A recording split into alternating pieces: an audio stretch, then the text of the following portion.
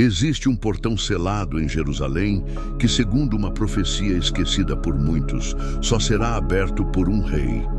Não é lenda, não é tradição, é Bíblia pura.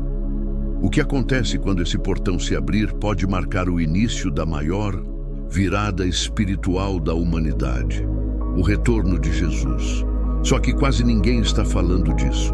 Enquanto o mundo se distrai com guerras, tecnologia e caos, algo sagrado continua trancado, à espera do cumprimento de uma promessa que pode estar mais próxima do que imaginamos. Porque esse portão foi selado por muçulmanos com medo de uma profecia judaica. E o que isso tem a ver com você hoje? Antes de continuar, confira se já está inscrito aqui no canal e ative o sininho, porque nos próximos minutos você vai entender por que essa porta muda tudo. E se já deixou o seu like, continue comigo. Porque o que vem agora pode mexer com sua fé como nunca antes. Imagine viver a vida inteira acreditando que tudo o que fazemos aqui se perde com o tempo, até descobrir que há uma data marcada para prestar contas de cada passo dado. Pois é exatamente isso que a Bíblia afirma em Hebreus 9:27. Ao homem está ordenado morrer uma só vez, vindo depois disso o juízo. Nada simbólico aqui. É uma convocação divina, inadiável e absolutamente real. Não importa se alguém foi rei ou morador de rua, todos serão chamados, sem exceção. O mais intrigante é que esse julgamento não será coletivo como muitos imaginam. Cada pessoa terá um momento a sós com Deus. Não vai ter advogado, desculpa ou segunda chance ali. A vida que se leva hoje é o ensaio geral para esse encontro eterno. Dá para imaginar? É como se estivéssemos todos caminhando rumo a uma entrevista com o Criador, onde até os pensamentos não ditos serão expostos. E o mais forte, ninguém sabe quando vai ser chamado. Esse é o tipo de verdade que ninguém gosta de encarar, mas que todo mundo precisa ouvir. Porque enquanto muitos se perdem em distrações e vivem como se fossem eternos, a contagem invisível continua. A pergunta que fica é: estamos mesmo preparados? E se esse julgamento começasse hoje, qual seria o veredito? Pode parecer pesado, mas a resposta talvez esteja escondida em registros mais antigos do que pensamos. Não é só aqui na Terra que tudo fica registrado. Existe um lugar onde os anjos não apenas observam, mas escrevem. Cada palavra dita, cada gesto escondido, cada pensamento egoísta ou ato de compaixão, tudo é anotado com precisão sobrenatural. Apocalipse 20 descreve esse cenário com clareza. Os mortos foram julgados pelas coisas que estavam escritas nos livros, segundo as suas obras. Nada escapa, nem mesmo aquilo que a gente tenta esquecer. Pense em quantas vezes alguém já agiu em segredo, achando que ninguém viu, ou deixou de fazer o bem porque ninguém saberia. Mas no céu, até o que não foi feito entra na conta. É como se nossa vida fosse uma carta aberta diante do trono de Deus. Há pessoas que vivem com medo de câmeras ou investigações humanas, mas ignoram o fato de que o céu está gravando tudo. Até um simples "Deus te abençoe" dito com sinceridade vira uma linha nos registros eternos. E entre todos esses livros, existe um que carrega um peso diferente: o livro da vida. Ele não registra obras, mas nomes. Os nomes daqueles que, por fé e perseverança, pertencem ao Cordeiro. Um nome escrito ali muda tudo. É a diferença entre condenação e salvação. Mas e se, no dia do juízo, o seu nome não estiver nele? O que será revelado? Nas próximas páginas, talvez te ajude a entender melhor essa última chave. No tribunal de Deus não existe jeitinho, não tem brecha na lei, nem espaço para favoritismo. A justiça será aplicada de forma individual, meticulosa e sem possibilidade de manipulação. Eclesiastes 12:14 já alertava: porque Deus há de trazer a juízo toda a obra, até o que está escondido, quer seja bom, quer seja mal. Ou seja, não se trata só do que você fez, mas também do porquê você fez. A intenção por trás do ato será tão julgada quanto o ato em si. Imagine, alguém que doa uma grande quantia para uma instituição de caridade, mas faz isso apenas para aparecer ou se promover.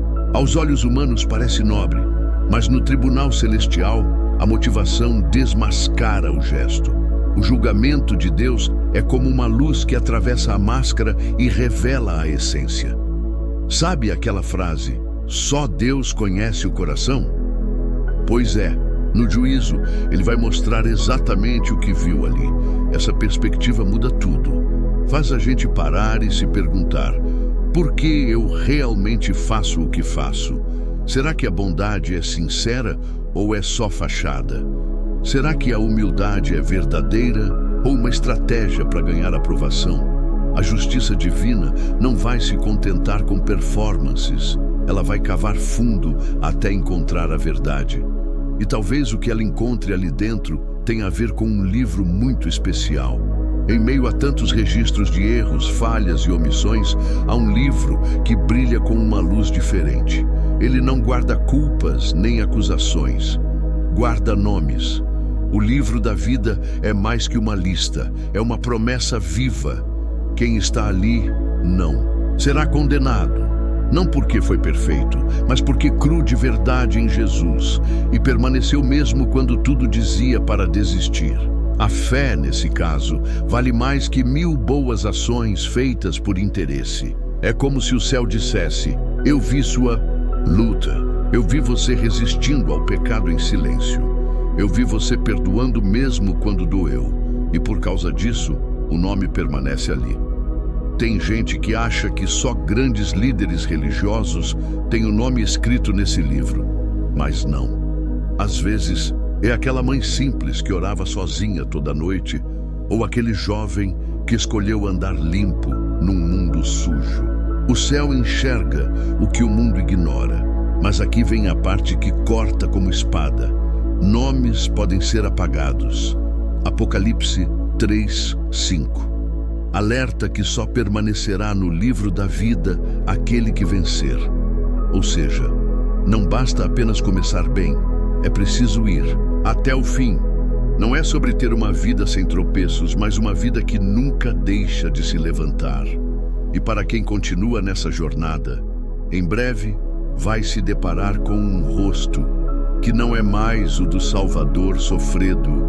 A maioria das pessoas conhece Jesus pela imagem do Cordeiro manso crucificado em dor, mas poucos se preparam para a sua outra face, a do Rei glorificado, que voltará como juiz. Em João 5:22 está escrito que o Pai a ninguém julga, mas deu ao Filho todo o juízo. Isso muda tudo. Aquele que ofereceu graça também será o responsável por declarar o destino eterno de cada alma. E ele julgará com perfeição, porque conhece profundamente cada coração. Não haverá argumento que o convença, nem mentiras que o enganem. Jesus enxerga aquilo que nem nós mesmos conseguimos explicar. Ele viu o momento em que você chorou escondido e também quando endureceu o coração. Viu as escolhas ocultas e as oportunidades ignoradas. Esse julgamento não será um espetáculo, será um espelho da alma. E ele, com olhos de fogo, vai separar verdade do fingimento com um simples olhar. Mas não pense que será um juiz frio ou impiedoso. Ele conhece a dor humana, porque a carregou nos ombros. Por isso, sua justiça é temperada com compaixão, mas sem omitir a verdade. Ele não julga pela aparência, nem se deixa levar por desculpas. E no momento decisivo, sua palavra será final. Um único gesto dele poderá abrir as portas do paraíso, ou selar um destino sem volta.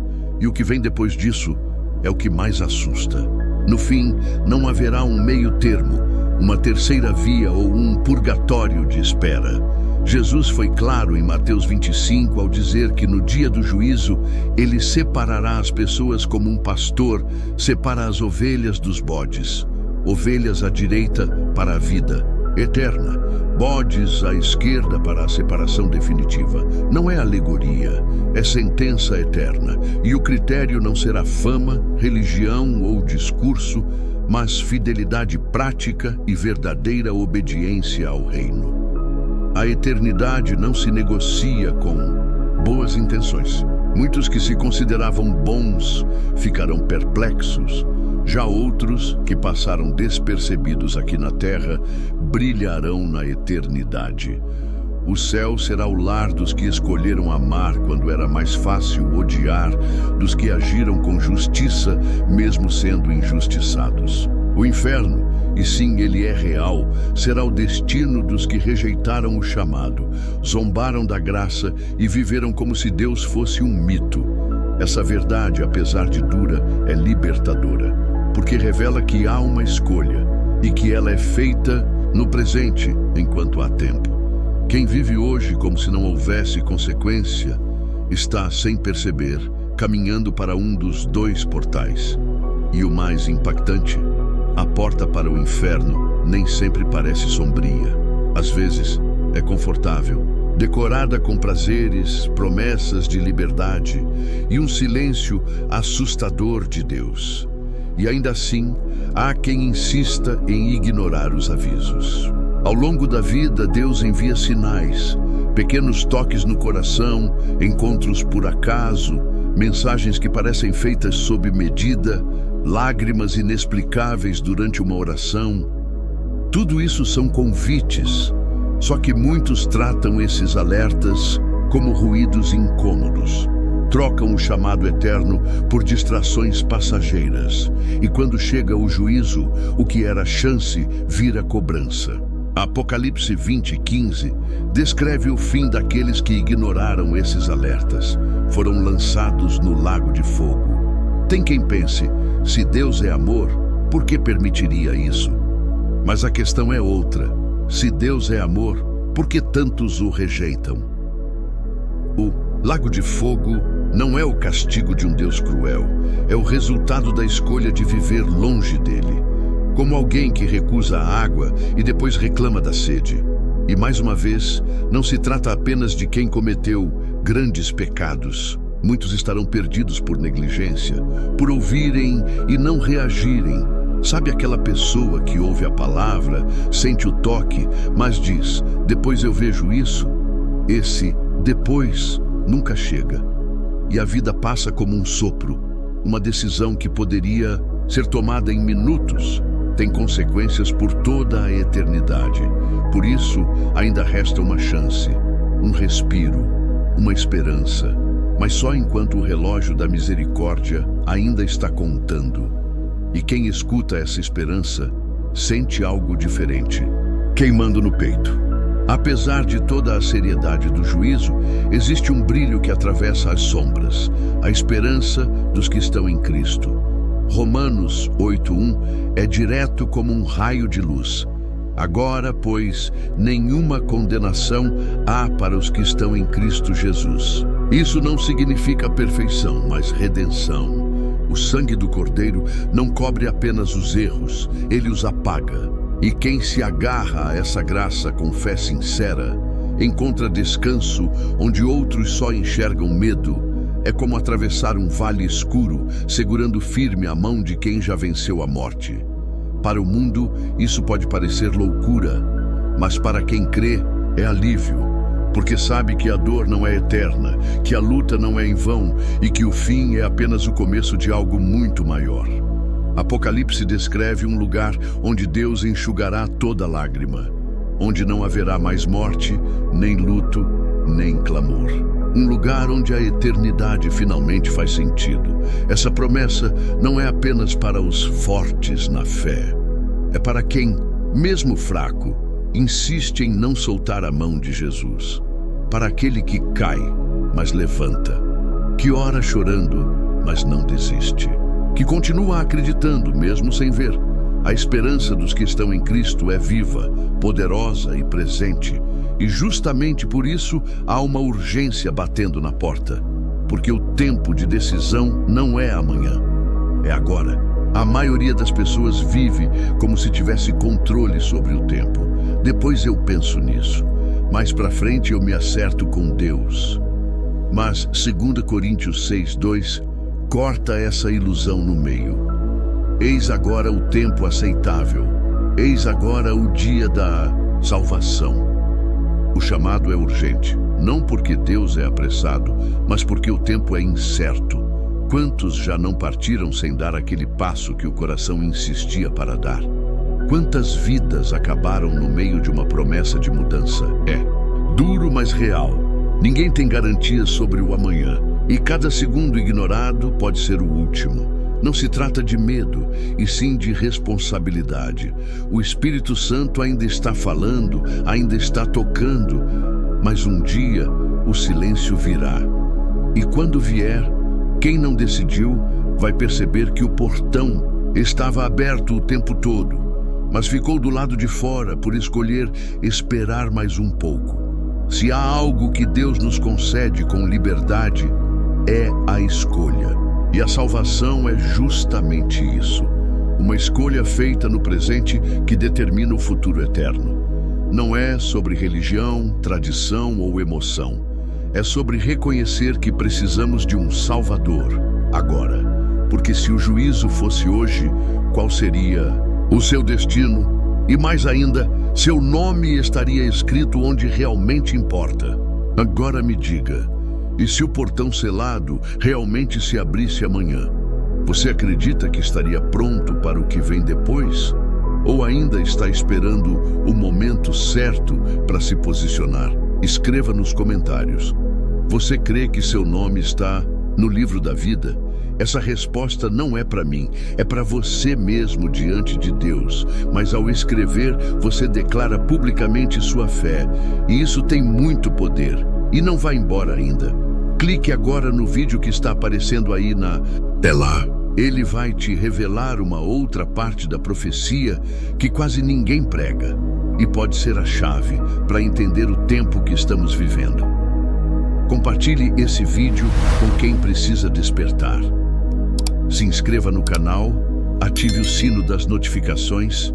Jesus é a luz do mundo e a gente se encontra no próximo vídeo.